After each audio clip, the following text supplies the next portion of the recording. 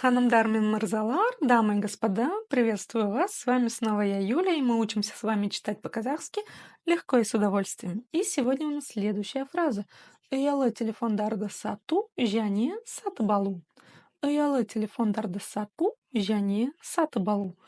Ұялы телефондарды сату және сатып алу. Что же это означает? А это означает следующее. Скупка и продажа сотовых телефонов. Ұялы телефондарды, в данном случае сотовые телефоны, сату – продажа, сатып алу – покупка. Вот такие дела. Итак, как же это научиться читать? Сейчас объясню. Ұялы, ұялы, ұялы. Помним, что буква У с черточкой снизу читается очень просто. Это краткая версия буквы У. Если буква У — это 100% звучания О, то буква О — это ее краткая версия, 10% звучания. У и О. У и О.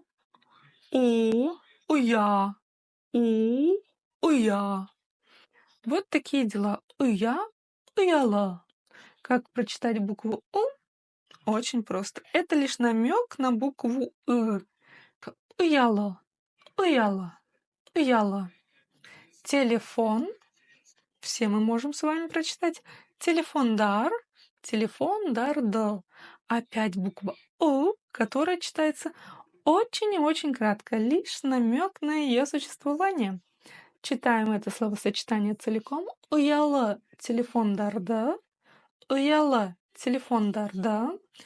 Идем дальше. Сату, продажа. Сату, сату, ударение на У, сату. Дальше. Және, слово және, которое означает союз и, соединительный союз и. Және. Представьте, что после буквы Ж стоит буква Я.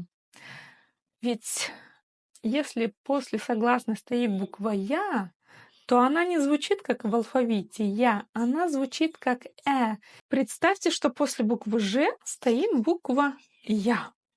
Да-да-да, именно буква Я. Потому что буква Я, которая стоит в алфавите, и буква Я, которая стоит после согласной, это две разные буквы Я.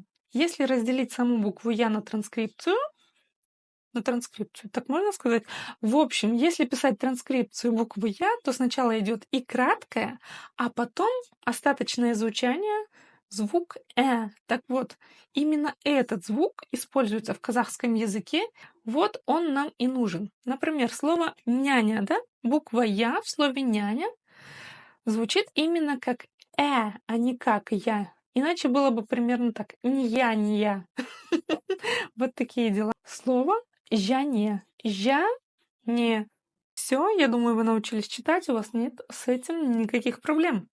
Еще одно слово «сатып алу», что означает покупка или покупать. В казахском языке глагол переводится и как глагол, и как существительное. Это облегчает во многом понимание. Вот такой из секретов.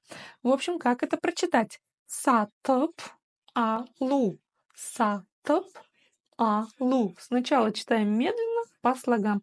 Каждую из букв вы знаете из русского алфавита.